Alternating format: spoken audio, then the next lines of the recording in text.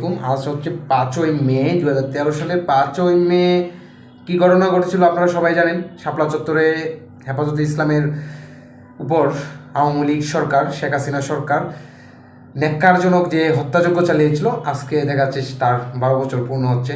এবং হেফাজতের বরাতে জানানো হয়েছে যে সেখানে 93 জনকে হত্যা করা হয়েছিল। এই অবস্থায় সেই ঘটনার আজকে 2024 সালের 5ই আগস্ট শেখ হাসিনা পতনের পর দেখা যাচ্ছে 7 মাস পার হয়ে গেছে, কিন্তু এখনও কিন্তু আসলে এই হেফাজতের উপর যে নির্মম হত্যাযজ্ঞ চালানো হয়েছিল সেই হত্যাযজ্ঞের কোনো বিচার সেটার কিন্তু কোনো ধরনের আমরা দেখতে পাচ্ছি না কোনো অবস্থা। 5ই মে যেদিন মানে ন্যাক্কারজনক হত্যাযজ্ঞ চালানো হয় সেই দিন সেটার নিউজ না করে 6 মে 2013 সালে আমরা দেখেছিলাম যে প্রথম আলো কোন ধরনের ন্যাক্কারজনক নিউজ করেছিল।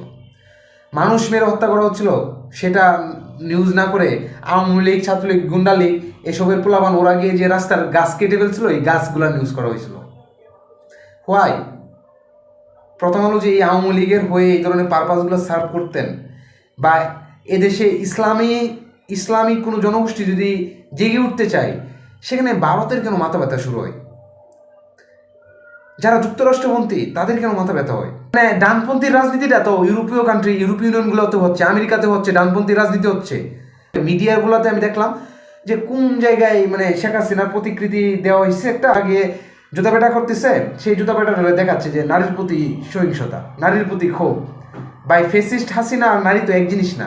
ফেসিস্ট হাসিনাকে এদেশের আবাল বৃদ্ধ বনিতা সবাই খুনি হাসিনা হিসাবেই চিনে।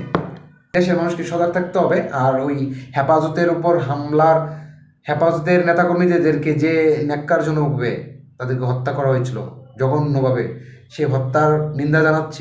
বিচার নিশ্চিত করার জন্য এই অন্তর্বর্তীকালীন সরকারকে আহ্বান জানাচ্ছি। এবং যারা শহীদ হয়েছিলেন সেই কালো রাত্রিতে 2013 সালের 5ই মে, সেই শহীদদের আত্মার শান্তি কামনা করছি, শহীদদের স্বীকৃতির দাবি জানাচ্ছি।